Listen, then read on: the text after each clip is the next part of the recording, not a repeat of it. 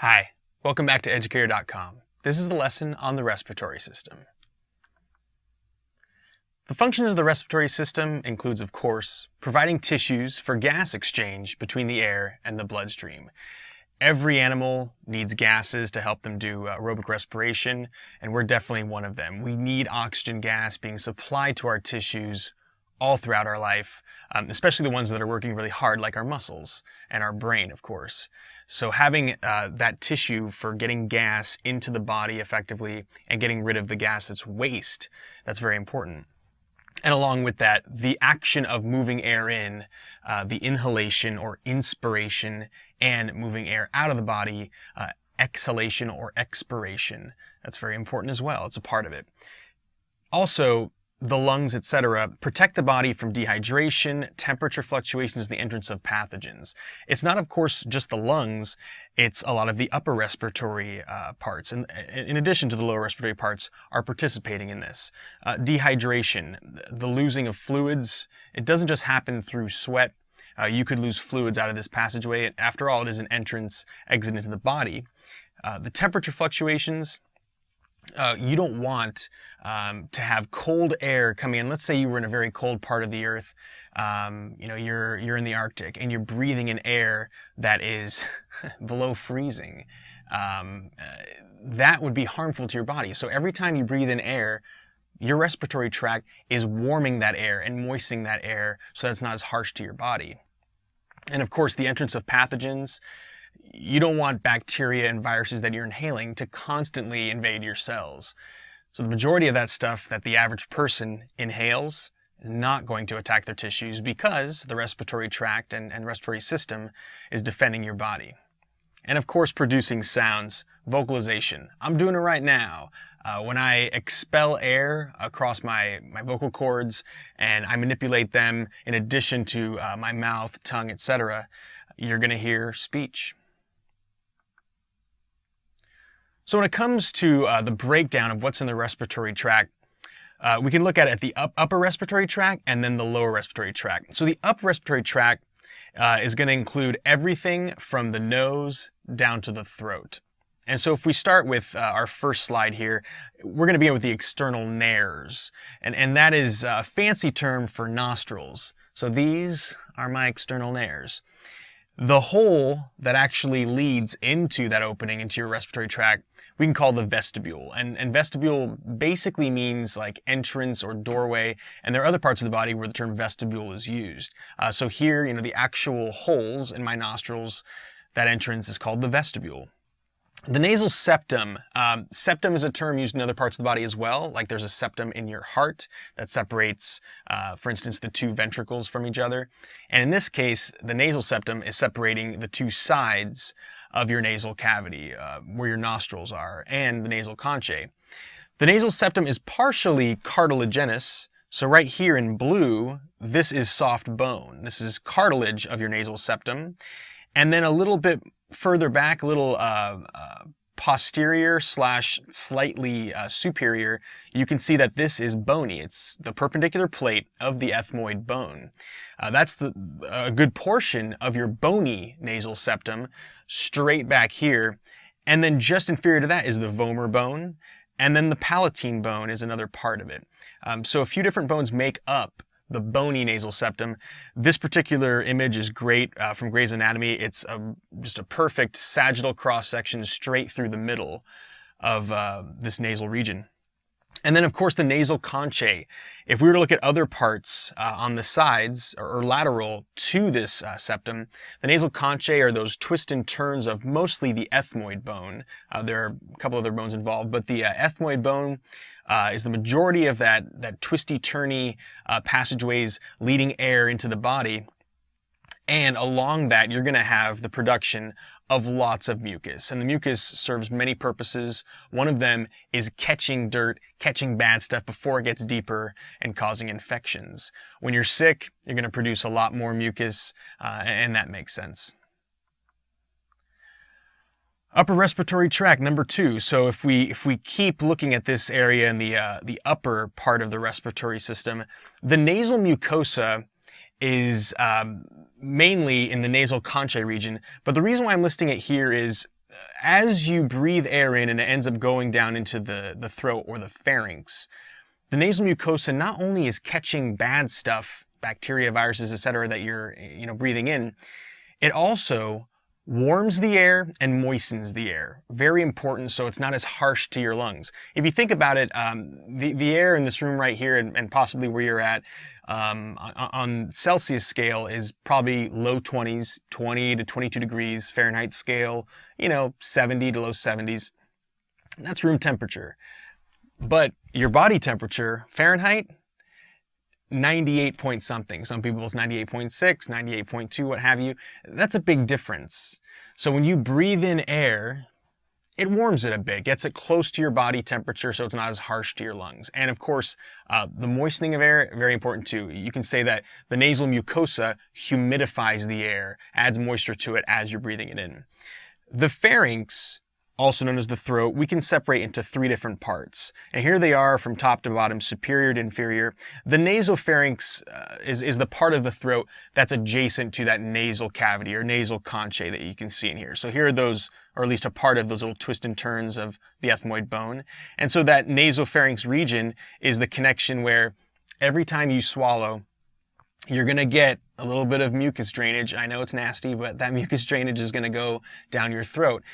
And that's great in terms of protecting your body. If you're catching bacteria and viruses in the mucus of your nasal cavity, a great way to finally kill it is when you swallow it and it goes down your throat, down your esophagus, into your stomach. The acidity of your stomach is usually enough to destroy those things.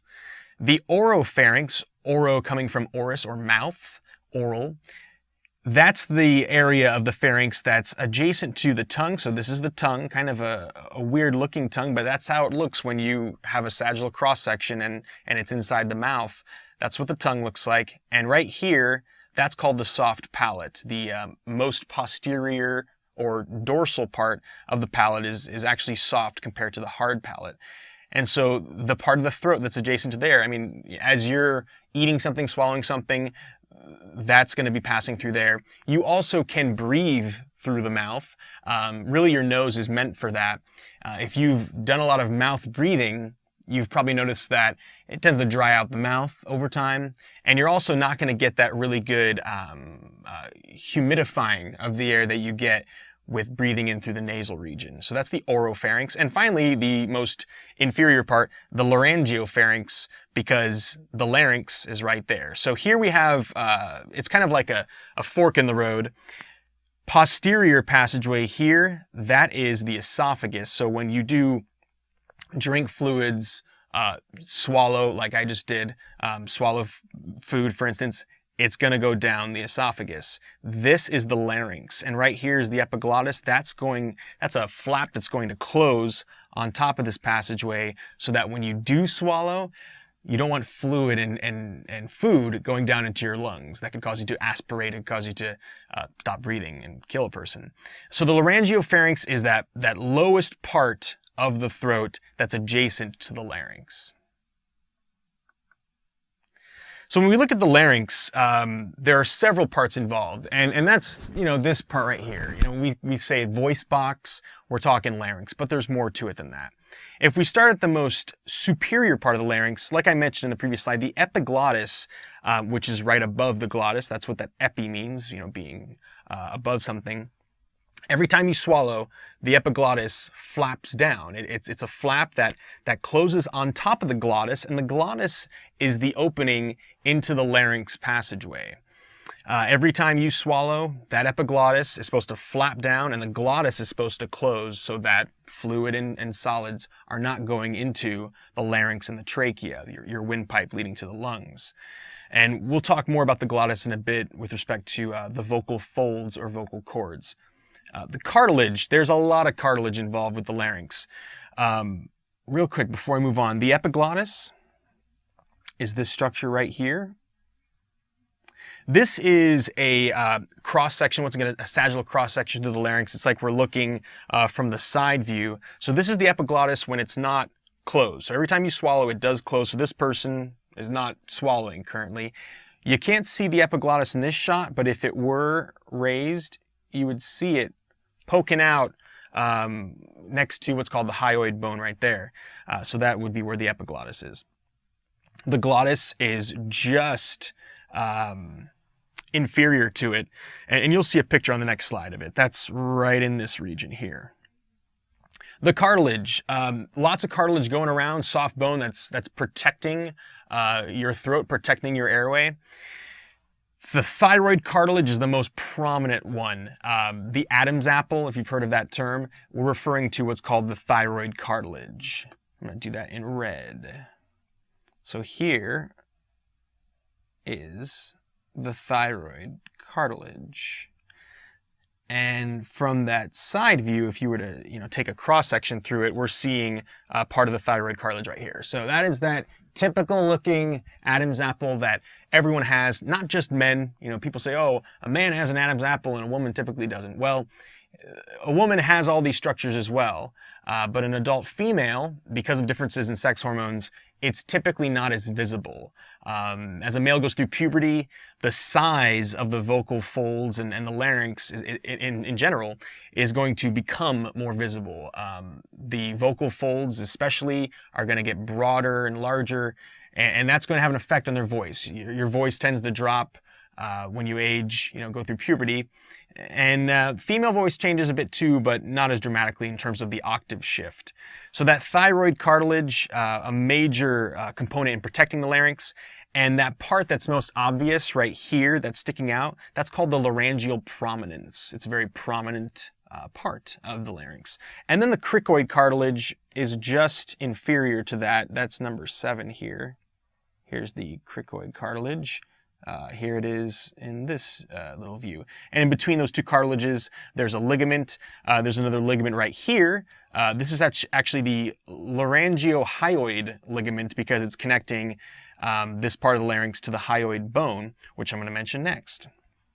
So the hyoid bone is an interesting bone because, to my knowledge, it's the only bone that I can think of that does not articulate with any other bones in the body. It is not directly touching any other bones. And if you think about how bones work, typically bone is next to bone in a joint, whether it's a fused immovable joint or a movable joint. But in this case, the hyoid bone is up here. I'm touching it right now. And it's held in place by muscles, ligaments, tendons. It's not actually touching any other bones. It's very close to the mandible, the lower jawbone, but it's not quite touching it. And the purpose of the hyoid bone is once again, like these other things, partially protective, but also it's for anchoring parts of the throat muscles and the tongue that helps in swallowing. So that's the hyoid bone. And then ligaments, I already mentioned some of them, ligaments here, ligaments all over the place. And remember, ligaments connect bone to bone or cartilage to bone. And then the vocal cords. You'll see a better view of the vocal cords on the next slide if you look down into the throat and look at the top of the larynx, like through, let's say, a little camera. As someone is talking, you can see there's slight little vibrations going on as air is expelled past the vocal cords. And depending on how they vibrate and the structure of those vocal folds, that's going to give you different pitches and different sounds. So sound production. Air passing through the glottis, the open glottis, vibrates the vocal folds and produces sound waves. This is a great view. This is an actual camera shot looking down into someone's, the top of their larynx and through the pharynx. And the glottis is this opening. The epiglottis, which you can't see in this particular image, is actually right in front of it, and it's currently not down because this person is expelling air, this person is talking. When you swallow, remember the epiglottis does close over this opening. Here's the anterior part. This is the front part. The posterior part is actually down this way. Diameter, length, and tension of these vocal folds, the vocal cords, changes the pitch. So here are the vocal folds right here. If we were comparing the average male, average adult female, typically the diameter and length is going to be larger in an adult male compared to the female. What we have control over is the tension. Depending on how tense we make them, that's going to change pitch. So if I go, I am actually changing the tension. I'm making the vocal folds thinner Then if I go, oh, I'm making them wider. And if you play a stringed instrument or play the piano, you're familiar with this. On a guitar, the particular strings that make the lower pitch notes, those are thicker strings, and the really ding ding ding ding, those other strings that actually do the higher pitch ones, they're thinner. And it's the same with the piano. Remember, piano's hammers hitting strings, the ones at the far right end, they're going to be thinner than the really low notes at this end. And so that's how it works in terms of making different pitches. And like I said before, in general, adult males have thicker, longer chords compared to a female, but there, of course, are exceptions. That's a generalization.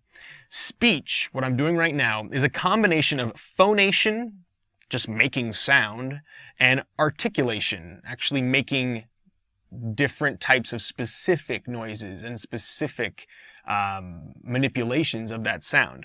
So phonation is just the process of expelling air as I'm exhaling, as I'm expelling air past the vocal folds in this glottis region.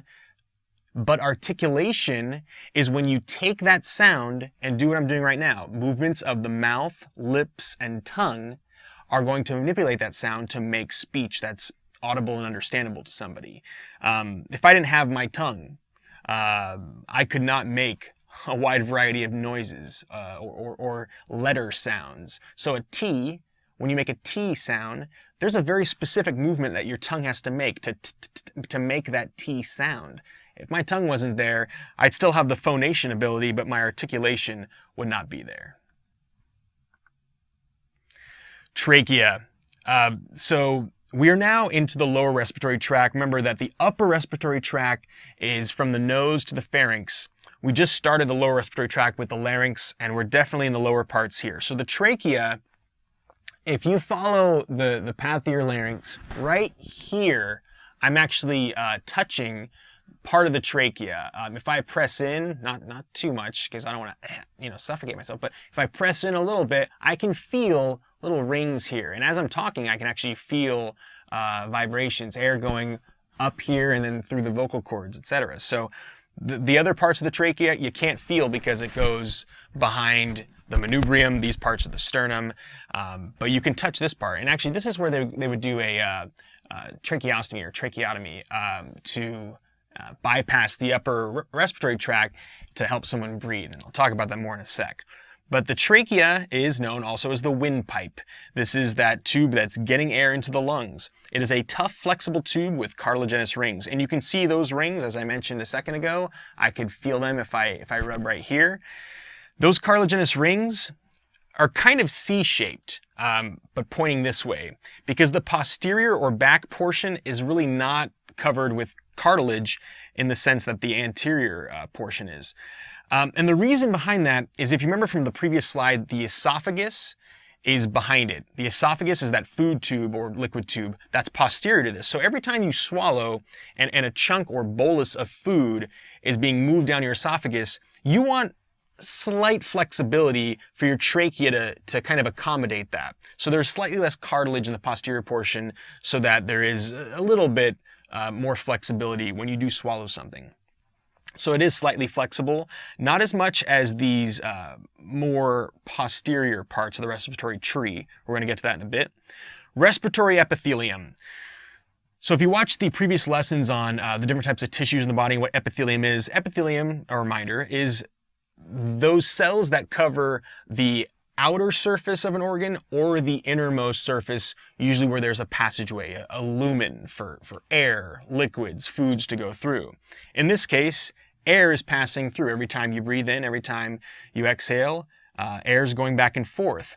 And the respiratory epithelium, if you were to zoom in to what's going on in the innermost part, the lumen of the trachea, and then the lumen of the entire respiratory tree, you would see cells that are filled with cilia. And these cilia look like hairs. It kind of looks like a shag carpet.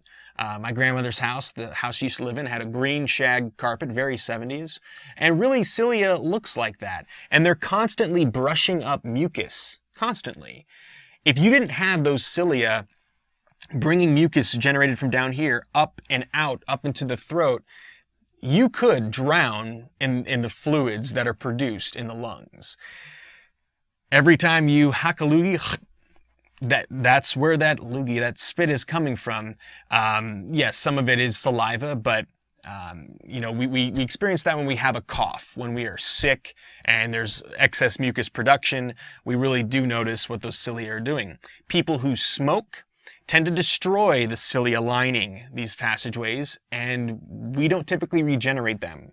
So when you lose the cilia, you don't get them back. And that's why somebody who's a chronic smoker, smoking for years, is more likely to get pneumonia, an infection associated with basically too much pooling of fluids in the respiratory passageways.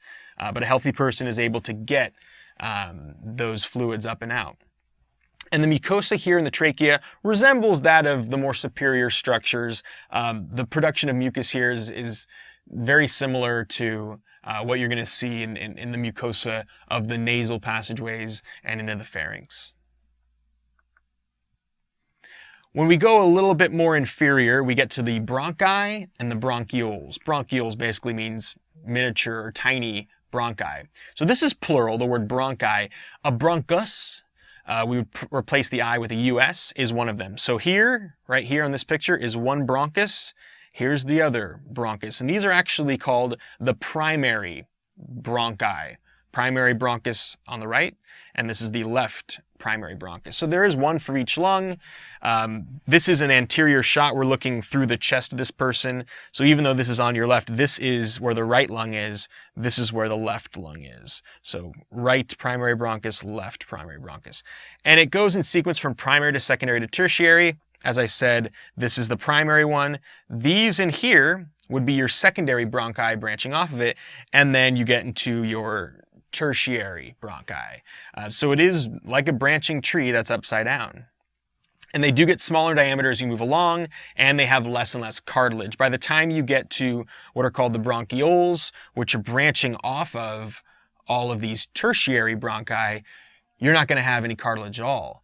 And the purpose of that is as you move through and you get less and less cartilage, you're able to expand and contract those passageways more. The cartilage isn't kind of inhibiting it. And that's good in terms of like getting more air or less air into your lungs when the need is there. And yes, smooth muscles are lining the bronchi and bronchioles. Those smooth muscles, especially at the deepest parts, especially at the ends, are going to allow for dilation and contraction of these passageways.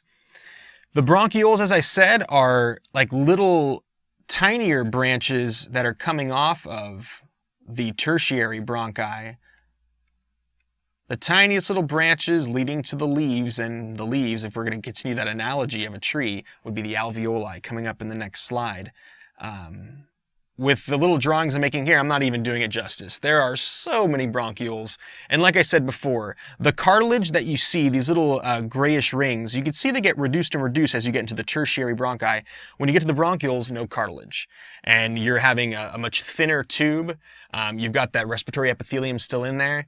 And you have a greater degree, percentage-wise, of expansion and relaxation, or dilation and contraction. When I said expansion and relaxation, that's actually the same thing. It's dilation and contraction or constriction. So here are the proper terms: bronchodilation versus bronchoconstriction. When it comes to manipulating your blood vessels, it's known as vasodilation and vasoconstriction. So here we just replace that prefix with something that corresponds to the lungs. Bronchodilation is the expansion of bronchioles and other passageways in the lungs, and bronchoconstriction is the opposite. Bronchodilation tends to be associated with the sympathetic branch of the autonomic nervous system. That came up in nervous system lessons from before, that fight or flight response. You want to get more volume of air into your lungs with each breath. When you're relaxed and in the rest and digest or parasympathetic mode, that's going to be more associated with the bronchoconstriction. The alveoli, like I mentioned a moment ago, those are the leaves, in a sense, on this respiratory tree. And they're the air sacs within the lungs. It's like the final destination for the air flowing through your respiratory tree. So these air sacs, this is a nice animation of what they look like. Here's a little alveolar bundle, and each of these is an alveolus. So this little sphere, alveolus, alveolus, alveolus. They are 1 cell thick. So if you take a cross section through one of these microscopic air sacs, you would see that they're all just surrounded by 1 cell thick. And so here's 1 cell with a nucleus, 1 cell. That's a single alveolus, and inside there, that's the lumen. That is the space where air can travel into. And this is made of simple squamous epithelium, which came up in that tissues lesson from before.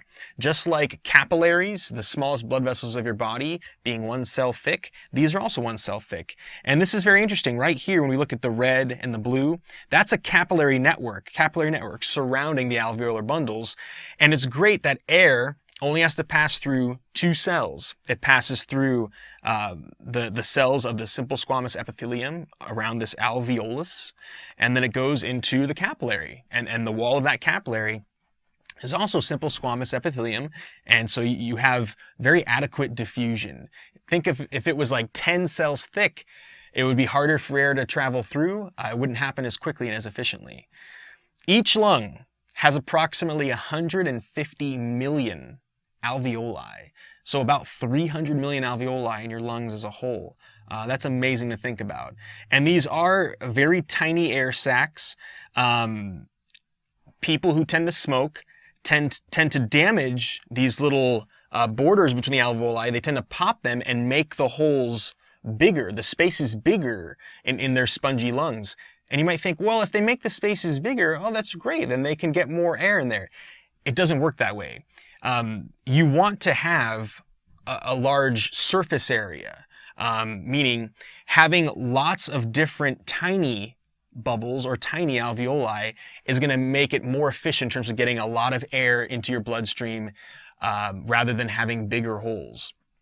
So that surface area is very important. I've read that if, this is an approximation, if you take all the alveolar parts, all the alveolar membranes, the simple squamous epithelium, and if you were to like take them out of a body and lay them out like little tiles, it would cover a tennis court. That's amazing to think about, that tissue is in your lungs. So like I said before, every alveolar bundle is surrounded by a capillary network, which you see in this picture. That capillary network is getting oxygen into the bloodstream and getting CO2, carbon dioxide, into the alveoli for expiration or exhalation, getting it out of the body. Also, you see these little green lines. The green parts is the lymphatic vessels, lymphatic tissue, which has to do with protecting your body, your immune system. So you do have this great kind of security checkpoint in a sense, so that if viruses or bacteria get through the upper respiratory tract all the way through down to the bottom of your respiratory tree, you have this last line of defense before something enters your bloodstream to deal with it and take care of it. And also with this little cross section, if you were to look really closely at what's going on there, you would see macrophages, giant white blood cells that eat up bacteria and viruses. You would see them kind of patrolling along and sitting there waiting for something to come by and eating it up. So people with an adequate immune system, a strong immune system, are going to be doing a great job with their lymphatic tissues here, kind of screening the air, kind of getting rid of that bad stuff that's coming in. Surfactant is the last thing I want to mention with respect to these alveolar bundles.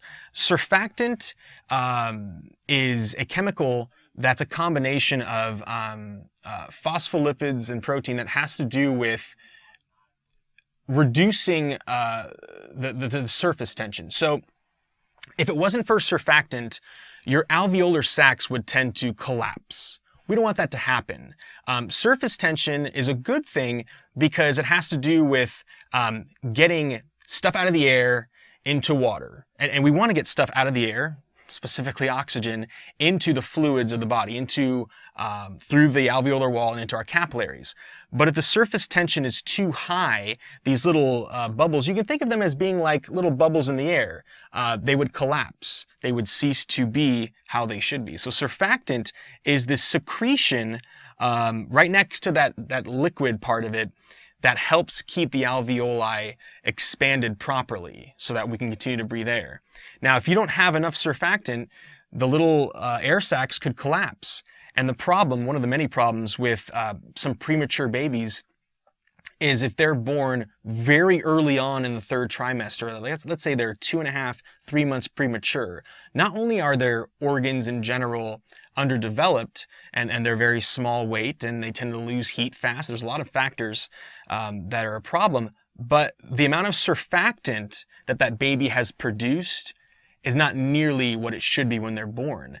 So they actually will supplement their little premature body with surfactant so that their lungs can maintain the alveolar integrity in terms of them being expanded enough to continue to get air into the body. The lungs as a whole, these spongy organs that have that respiratory tree inside of them, the right lung has 3 lobes. It's a bit bigger than the left lung, which has 2 lobes. And once again, this is an anterior or ventral shot. Here is this person's right lung. Here's this person's left lung. And you can see there's this little indent here where the heart should be. So that little nook right there is where the heart is nestled. So that is why the left lung is a little bit smaller, to accommodate the heart. And if you count the lobes, yes, there's 1, 2, 3 here, 1, 2 for the left lung. There are deep fissures, little borders between the lobes. Right here is a horizontal fissure. Here's an oblique fissure, a diagonal one. Here's another oblique fissure. The right lung is a bit broader, left lung longer, ever so slightly. So if you were to look at the right lung, it is a bit wider. The left lung, a tad bit longer, and the reason why is if you look at where the liver is situated, the liver is more on the right side of your upper abdominal cavity, so the left lung doesn't go down quite as far to accommodate the liver, which is right here. Of course, the border between the thoracic cavity where the lungs are and the abdominal cavity is something called the diaphragm. I'm going to mention more about that in a bit. The spongy appearance and the spongy consistency of the lungs is because of the alveoli. All of those microscopic air sacs scattered around adjacent to the ends of those bronchioles is going to make it have that spongy look and feel. And the lungs are surrounded by membranes. So there are 2 membranes. Each of them are pleural membranes, not plural like more than one, but pleura. The pleura, you have 2 of them. One of the membranes is directly on the lungs. Then there's a liquid layer between them, and then there's pleura on the inside of your thoracic wall, or the thoracic cage where the ribs are. Speaking of pleura, like I said, they're the membranes that surround and protect the lungs. It's 2 layers. So the parietal pleura, on this particular image, they call it the costal pleura, because remember, if you saw the lesson that has to do with the ribs and the axial skeleton, the costal term means ribs. So the muscles between the ribs, it's called the intercostal muscles. There's costal cartilage, which is right in here. You can use that term too. So whether you call it costal pleura or parietal pleura, it's adjacent to the inner thoracic wall and the diaphragm, which is the muscle right below the lungs, or inferior to the lungs. The visceral pleura is the one that's right on the surface of the lungs. So that is adjacent to the more superficial part of the lungs. We can call that the pulmonary pleura. Remember the word pulmonary, this happened, we went over this in the heart lessons, or blood vessel lessons. Pulmonary always has to do with the lungs. So instead of using the term visceral pleura, you might see it called pulmonary pleura in certain textbooks. So what's the deal here? Not only is it protecting the lungs, but that liquid that's in between. So you can see that this black region is the cavity that the 2 pleural membranes forms. And over here, it's actually adjacent to the pericardium, that sac surrounding the heart. What's the purpose? Well, it helps keep the lungs elastic. If the amount of pressure that's inside of this pleural region were to be changed, it would change the ability of the lungs to expand and contract adequately. For instance, let's say there was a hole. It's called a pneumothorax. If a hole was in one of these membranes and air could leak in or out, you could get a collapsed lung, even if it's a tiny, tiny hole or puncture. So that just goes to show you that there is an importance to have that elasticity remain adequate. And it's also lubrication. Just like with the fluid that's inside the pericardial sac for the heart, the fluid around the lungs, it's like keeping it a well-oiled machine. You are expanding and relaxing your lungs all throughout the day, every day of your life. So not only is it helping to maintain the elasticity of the lungs, but it's also for lubrication because they're moving constantly. So the breathing mechanism, how do we actually physically breathe? The diaphragm has a lot to do with it. So right under the lungs, so let's say here are the lungs.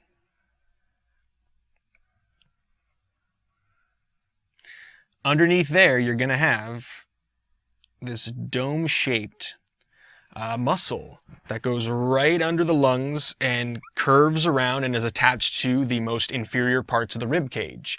And it is the border between the abdominal cavity and the thoracic cavity. So it's a thin, tough, dome-shaped muscle that separates those two cavities. Contraction expands the thoracic cavity. So think about it this way. Every time you take a deep breath, the diaphragm moves down. So imagine that my hands here, the diaphragm, when I go, the diaphragm moves down like that. And when I exhale, it moves back up. And it takes the pressure inside of here, and when you take that pressure, that gas pressure, and you increase the chamber size, it reduces pressure, and that draws air in. It's part of the gas laws. If you get a reduction in pressure, it's going to move air outside. And then conversely, when you take that diaphragm and relax it so that you take the amount of air in the thoracic cavity and reduce it, that makes the pressure increase, and that expels air out of that cavity. There's actually a really cool thing you can do with a water bottle. If you take let's say a sports drink water bottle, not one of the thin water bottles, but one of the tougher ones, if you cut it halfway and take a balloon and stick the balloon on the inside of the opening to the water bottle and attach it, it would actually look like this. So here's the opening. Take a balloon, let's say it's this blue balloon, and put it on the inside here, and you take the lip that you would normally blow through and put it on the outside here, and then you take another balloon and cut it so that it's just enough surface area to attach to the bottom here, and you're going to have to tape it to the bottom of the water bottle, this cut-off water bottle. If you were to grab the bottom balloon part and pull on it, that's like the diaphragm. When you pull on the bottom, it's going to take the amount of air in here and it's going to reduce the pressure because you still have the same amount of air in there, but now you've given it more space. And that pressure reduction is going to draw air in here, and you will see the balloon expand. That's how your lungs work. And that's why I mentioned in the previous slide about the importance of the pleura and having that liquid layer. And if there was a leak in there, your lungs' ability to expand and contract is going to be significantly reduced and affected. So you could do this at home. It's a nice demo of how the lungs work. The intercostal muscles are another part of the breathing mechanism. So when I'm doing more shallow breathing, I'm not making as much of a dramatic contraction and relaxation of my diaphragm. There's also all the muscles in between the ribs of my thoracic cage. The contraction of those particular intercostal muscles is going to elevate the ribs and the sternum so that my breastbone moves up and out and the ribs move up and out, and that's going to further increase the space that's inside the thoracic cage, and that reduces the pressure within here and draws air in. And the opposite happens when you exhale. Those intercostal muscles are going to relax, bring the rib cage back down, and cause air to leave the lungs. So diaphragmatic breathing and costal breathing, if I do take a really deep breath, you notice that there's much more of a diaphragm effort there. And more shallow breathing, kind of when you're just sitting there, not even thinking about breathing, you don't need to take deep breaths if you're just sitting there in a relaxed mode.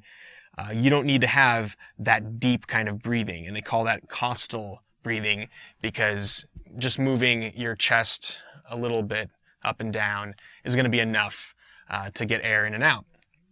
Forced breathing is another story. So forced breathing is even more significant than this deep diaphragmatic breathing.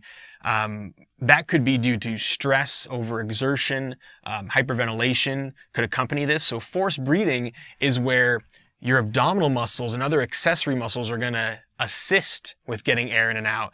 Abdominal muscles can, if they're acting in addition to the upper ones, they can force your diaphragm to do more dramatic contractions and relaxations. They're right next door to it. So that forced breathing is going to be something that is usually accompanied stress, some kind of problem in terms of the need to have that forced breathing, that really dramatic breathing. If you ever wondered what causes a hiccup, it has to do with the diaphragm. A hiccup is basically a very short inhalation. If this is the diaphragm, it's a spasm in the diaphragm. So normally when you breathe in, that's what the diaphragm does. But hiccup is. So what causes that spasm in the diaphragm? It's a lot of different things. Eating too fast and sucking too much air as you're eating quickly could irritate the diaphragm. Also, I've experienced this. You may have too. Laughing a lot could bring on hiccups. The theory behind that is really intense laughing is going to involve quick contractions and relaxations of your abdominal muscles. And since your abdominal muscles are right next door to where the diaphragm is, that could irritate the diaphragm and cause those spasms to occur, which leads to hiccups.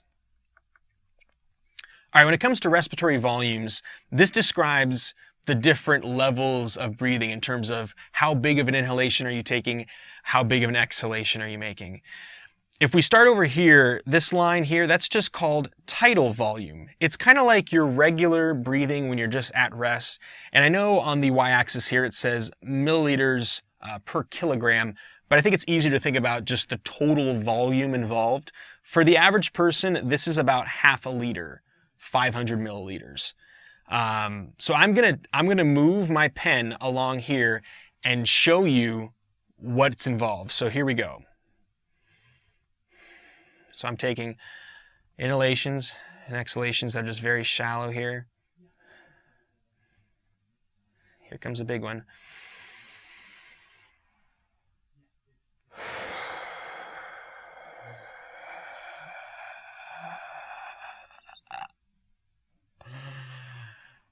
And so on. So there you saw what happened, that I went way beyond that typical tidal volume inhalation and took in as much air as I could at that moment.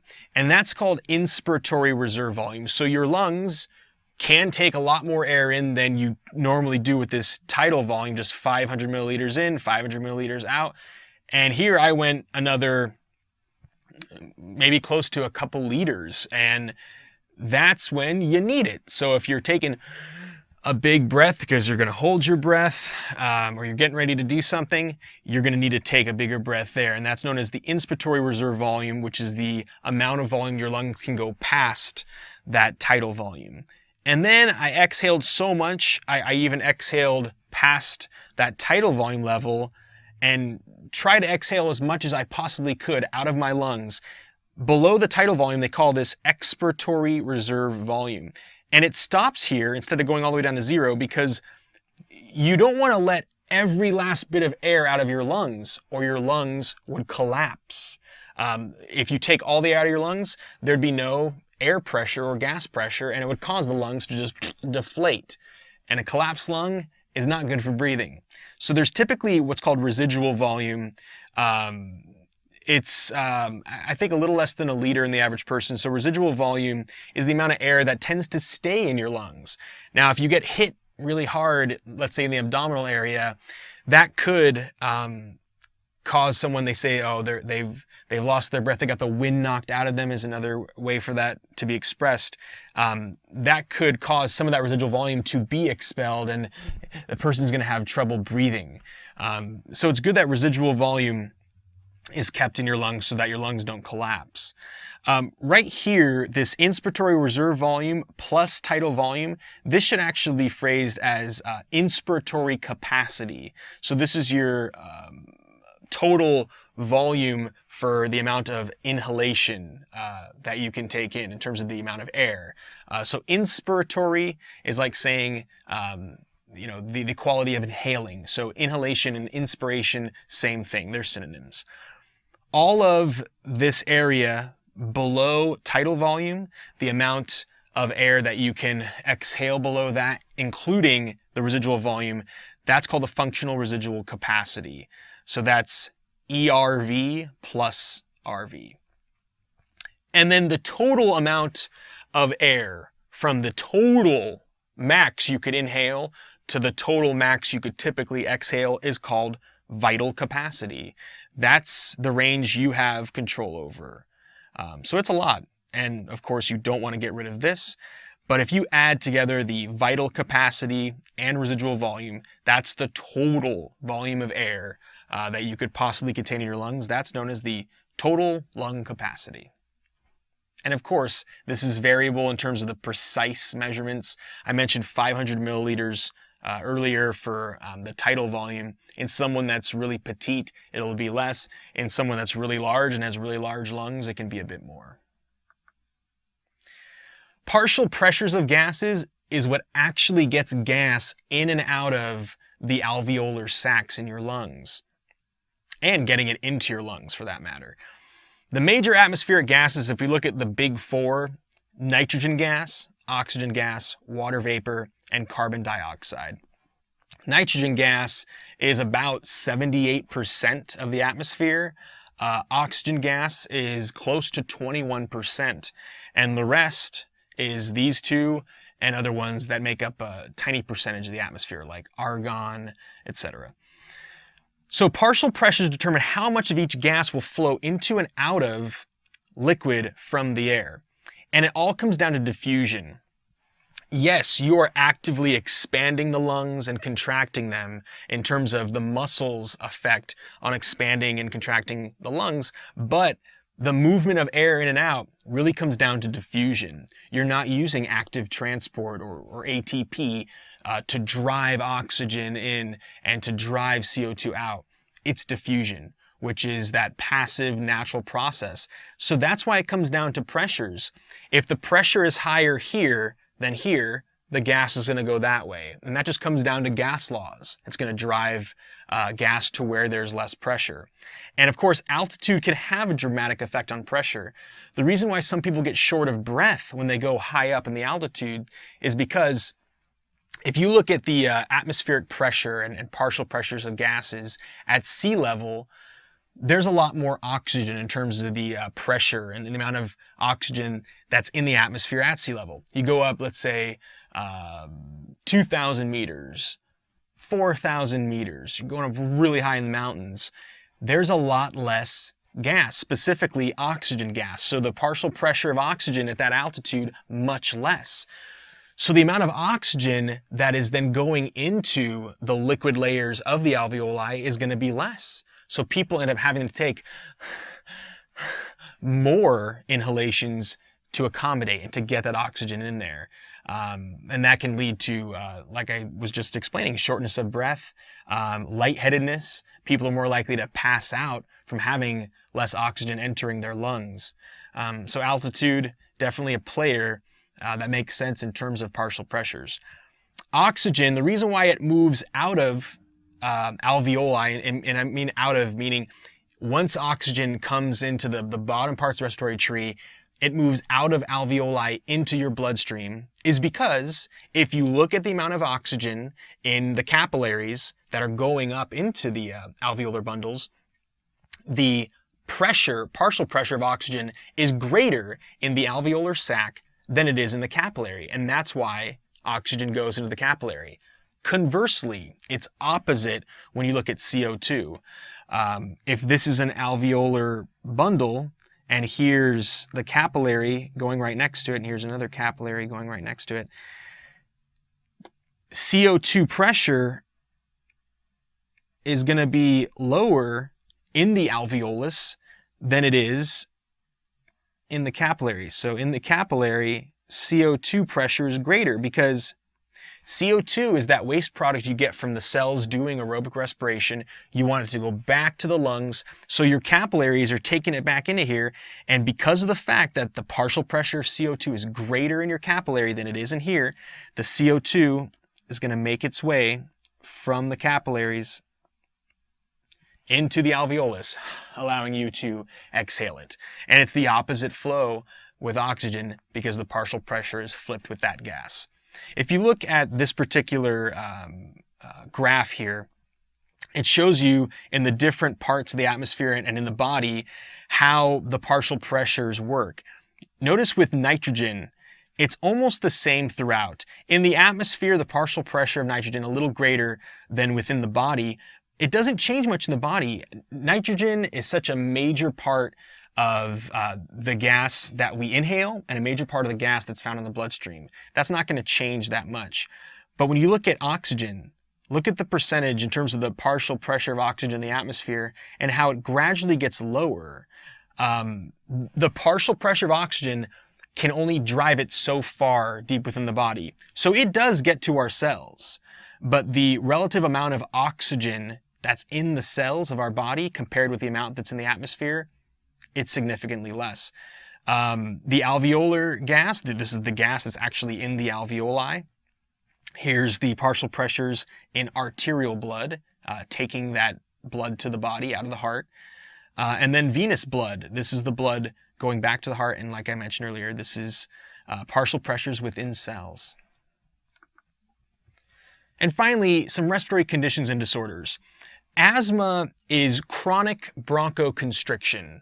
So the bronchioles in the lungs, if you have problems expanding them, that can lead to asthma. And the thing is, asthma attacks happen when somebody who has that slightly more constricted bronchial set, they do physical exertion. They let's say they're playing in a soccer game or playing a softball game, what have you, and the need to get more air into their body because their heart's beating faster and they're doing more with their muscles, that's when the asthma attack can happen. And it's not just because of physical exertion. Stress can bring on an asthma attack. So the treatment for asthma, because there currently is no cure, is bronchodilators. So the inhalers that people use when they have asthma or when they get an asthma attack, those inhalers, they chemically cause a dilation of the bronchioles to get more air into the respiratory tree, and they get relief from that. One treatment for asthma that I've heard works for some people is somebody who lives in a very urban area where the air quality is poor. Maybe they live next to factories, they live next to where a lot of cars are with the exhaust coming out of their pipes. If they move to a more rural area, to the countryside, the air quality is a little bit better, and that can actually have a positive effect on some people with asthma. Their symptoms are reduced oftentimes when they do that. Emphysema is the gradual deterioration of the alveolar bundles in the lungs. If those little sacs get damaged and there are more spaces in the lungs, the ability to adequately get air into your bloodstream with each breath is reduced. Emphysema happens because of smoking, because of inhaling smoke. Usually it's trauma that's going to cause that, or smoke. But over time, as a person gets older, you're more likely to experience symptoms of emphysema. So in elderly people, emphysema tends to gradually happen, at least minor symptoms, even if they never smoked. So that inevitable damage that happens over the years to lung tissue is just more common the older you get. Lung cancer is when you get the development of tumors in the lungs. So emphysema can lead to lung cancer if the emphysema is bad enough. And lung cancer is of course more likely to happen if you are a smoker, but even people who've never smoked a day in their life can get lung cancer. And lung cancer, like many cancers, has the ability to spread to other parts of the body, especially because there's so much blood flow in the lungs and lymphatic tissue that you find all throughout the body. And so the spreading of lung cancer to other organs is what's going to tend to kill a person. Laryngitis and bronchitis, those are irritations or infections of the larynx and the bronchioles. Laryngitis, an infection of the larynx, is gonna make your voice sound like this, because your voice box, your vocal folds and vocal cords are in the larynx. So infection of that can definitely have an effect on your voice or make you lose your voice entirely. And then bronchitis is an infection a little bit further down in the lower respiratory tract. And that's going to usually be accompanied with coughing. The thing with sneezing and coughing is sneezing tends to be irritation in the upper respiratory tract. So getting dust or particles into the nasal region, into the throat region is going to be, causing you to have that sneeze. And in case you didn't know, sneezes happen at over 100 miles per hour. That's pretty fast. Bronchitis, or getting deeper irritations, production of mucus, excessive production of mucus or irritation in the lower respiratory tract is going to cause coughing. And that's your body's natural ability to try to get that stuff out. Cystic fibrosis is a genetic disorder. If you took genetics in biology, it's autosomal recessive. And cystic fibrosis is when you have a problem with a certain kind of protein channel in your cells that's supposed to shuttle along an ion. If you are not able to do that, the accumulation of those ions, of those charged atoms, tends to attract water because of osmosis. And cystic fibrosis leads to production of excess mucus or collection of excess mucus in organs like the pancreas and the lungs. So cystic fibrosis does affect the lungs. It's one of the main places that you get the negative consequences of cystic fibrosis. There is no cure, but there are treatments for this disease.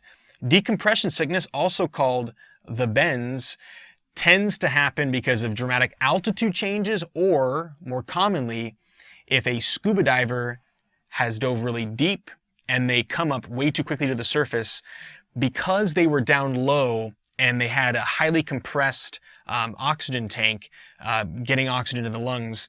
If they don't go up gradually and adjust the pressure and let their body reacclimate, going up way too fast to the surface is going to cause a dramatic accumulation of nitrogen gas in parts of their bloodstream.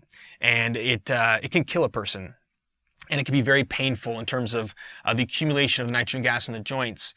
So if you do have somebody who gets decompression sickness or the bends, you want to take them to a hospital nearby where they're going to have a hyperbaric chamber, and that can cure the bends. In some people, it just happens too quickly and too dramatically, so it can result in death. Tuberculosis is a bacterial infection of the lungs caused by Mycobacterium tuberculosis. That you don't see as much in first world countries and industrialized nations anymore, but it does happen occasionally.